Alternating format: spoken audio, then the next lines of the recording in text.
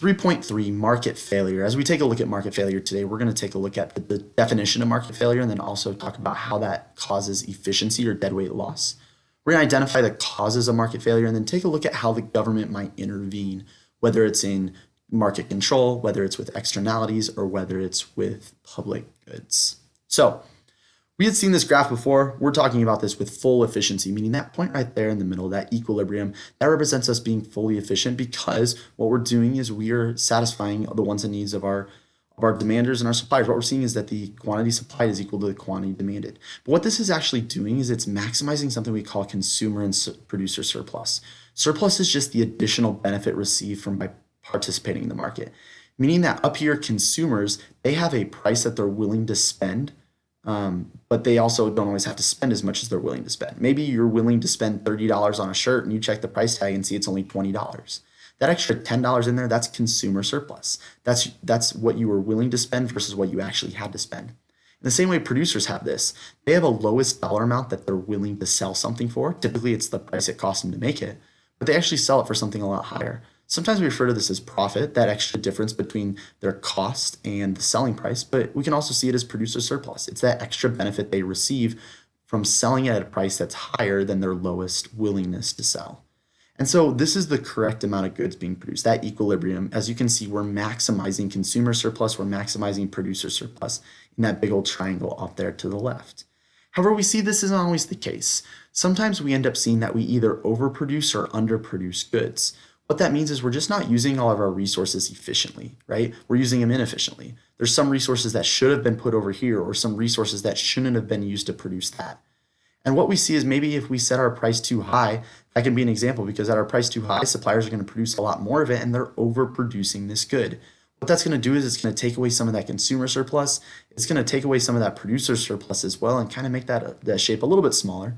But what we see is that white triangle there that's left. This white triangle is known as deadweight loss or efficiency loss. It's extra benefit that could have been going to consumers or could have been going to producers, but it's not. Instead, we just lose out on it. This is what market failure is. Oftentimes we think of failure as like a complete and utter and total collapse of everything, right? But that's not necessarily what it means in economics. In economics, we're just meaning, hey, we're trying to be fully efficient, but we're not. We're somewhere away from our efficiency and we're not allocating our resources as best as we possibly can.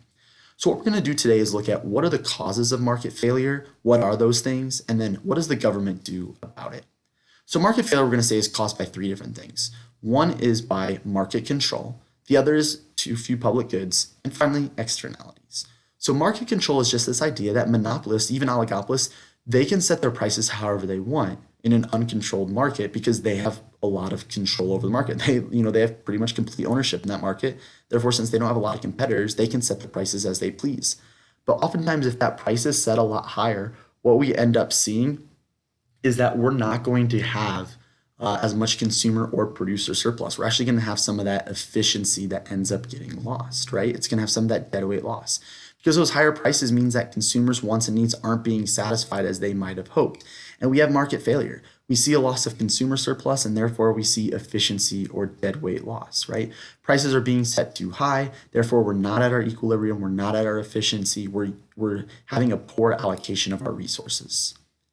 We also see sometimes that we have too few public goods. In order to understand what a public good is, first we need to understand what a private good is. Private good is something that's both rival and excludable. Most goods you might think of are what we consider to be private goods, because rival just means that one person's use of it prevents someone else from using it. If I'm eating an ice cream cone, that prevents you from eating that same ice cream cone. Same thing is that ice cream cone is excludable, right? We can prevent people from enjoying the benefit of that ice cream cone. If I go to Handles, they can prevent me from enjoying their ice cream cone. How do they do that? Well, typically they prevent people from enjoying it if they haven't paid for it. So oftentimes things that you pay for, that's the excludable part of it, right? You have to pay in order to have access to it. So a public good then is just the exact opposite. A public good says it's non-rival and non-excludable. Non-rival meaning that one person's use doesn't prevent others from using it. If I'm out on the road riding my bike, that doesn't prevent you from being out on the road and riding your bike too, right? That road in that sense is non-rival. But it's also non-excludable, meaning it's not possible, more often not feasible to prevent people from using that good or service. So think about a public road. Like we think of some roads that are like we're able to keep people off of by like making them pay a toll. That's the excludableness. But is it really feasible to make every road out there like that? No, it's really not. And so we see a road might be something that's considered a public good. But what we see with public goods is that there's too few of them. Well, why? Well, since you can't exclude people from having access to them, there's incentive for people to free ride, right? Like since you can't prevent people from really having access to roads, like there's incentive for me to gain access or gain the benefit to those roads without having to pay for it. And so therefore those actually typically go underproduced because free markets aren't going to produce those goods. Private businesses aren't going to go build a road or build a park or build a bridge or whatever it might be because they don't have the incentive to, because there's not really a way for them to make money off of it and a way to exclude people from having access to it. And because producers don't have incentive to do so, and it's not feasible to exclude individuals, we see those goods oftentimes go underproduced. So we're going to talk a little bit later on is what's done about that and how the government steps in to do something. Finally, we have something known as externalities. You can see that root of external in there, and that's what it is. There's something that either the consumption or production of it has an impact on a third party that's neither the consumer nor the producer. And sometimes these benefits, these can be benefits which are positive, or it can be costs which are negative, right? These impacts can either be positive or negative. But we call these spillovers, regardless of whether they're positive or negative, we call them externalities. It's a consequence that is experienced by a third party that's not involved in the consumption or production of this product. So what are some examples of that? Well, we see that with positive externalities. An example might be something that, we have a positive benefit. An example of this could be like a flu shot, right? I get a flu shot because I want to make sure that I don't get sick. But everyone around me also isn't getting sick since I got a flu shot, right? There's a positive benefit falling on everyone else. Or you getting an education. By you getting your education, what you're ensuring is that you are educating, you can get a job down the road. However, there's a lot of other people that are benefiting from you being education. Society as a whole, maybe your future employer, or your future family. Electric cars are the same way. People oftentimes buy electric cars so that they can reduce their own, gas, their gas costs that they have to incur throughout the month or throughout the year. But what they're actually doing is they're having a positive environmental impact. Negative externalities, instead, on the other hand, have a negative spillover or a cost that falls on third parties. Pollution, for example. Whenever a company produces something in their factory causes pollution, they're thinking about the cost that incurs to them, but they're not thinking about the cost that incurs to the people around them. Same thing with smoking. Oftentimes people understand that when they smoke, there's a cost that they are incurring, whether it's the actual cost of paying for cigarettes or the health cost to them, but it's having a health cost in other people as well. And so we see externalities, these spillovers are either positive or negative, but no matter how we look at it, it's causing market failure because people only factor in the private benefits or the private costs. And there's no incentive for us to pay for other people's benefits or other people or other costs, right? There's no incentive for me to pay for the benefit of my flu shot for everyone else, or there's no benefit for me to pay for the benefit of my education that goes to everyone else as well. That'd be a huge cost. And why should I pay for the benefit someone else receives? And so because of that, we're not factoring in all the societal benefits or the societal costs. And what that's actually doing is meaning some of those goods are either going overproduced or underproduced. If it creates a positive externality, it's oftentimes underproduced, meaning we want more of that. If it creates a negative externality, it's typically overproduced, like we want less of that. And so we're going to see here in a second, how does the government step in? Because what does the government do about this market failure? They want to prevent us from having that efficiency loss. So they're going to step in oftentimes to correct for that and adjust for that efficiency lost. So how do they do that? Well, when it comes to market control, whenever monopolies and oligopolies have too much control in the market, they might pass restrictive legislation like the Sherman antitrust law, the Clayton antitrust, create the FTC in order to prevent them from having so much control. They might set certain taxation on businesses to bring back prices and production to efficient levels. They might set price controls, maybe with like a natural monopoly like the electric company, to ensure that they're not taking advantage of consumers.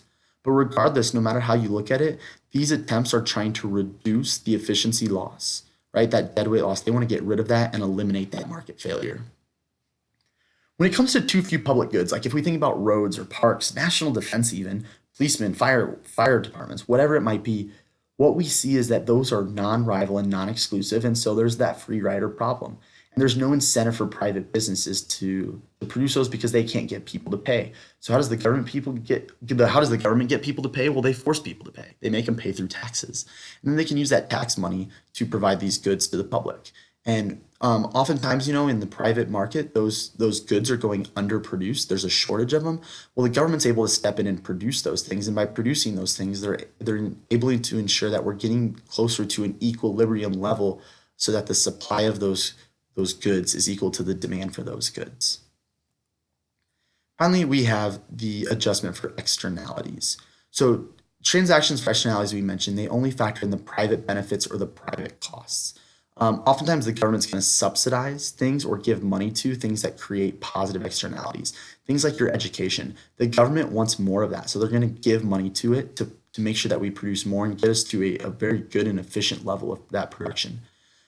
They also might provide credits for driving electric cars because they want to encourage people to do that. But the government's going to take away money or tax those things that cause negative externalities. They want to discourage the consumption or production of those things. So they might put a tax on cigarettes for whenever people buy cigarettes, or they might charge eco taxes for businesses that pollute. But regardless, however they do this, by taxing or subsidizing, what they're trying to do is shift the production or the consumption of those back to more ideal levels. Because by getting it back to more of an ideal level, they're going to eliminate that efficiency loss or eliminate that market failure.